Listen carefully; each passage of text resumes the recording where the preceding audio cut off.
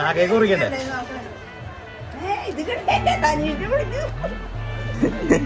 നമ്മുടെ ബർത്ത്ഡേ ആണ് ഇന്ന്. കേക്ക് കുറിക്കാൻ നീ മാത്രം റെഡി ആയില്ലേ? ഞാൻ നിന്റെ അമ്മയും അമ്മൂമ്മയും ഒക്കെ റെഡിയായി നിൽക്കുക. നീ റെഡിയായ?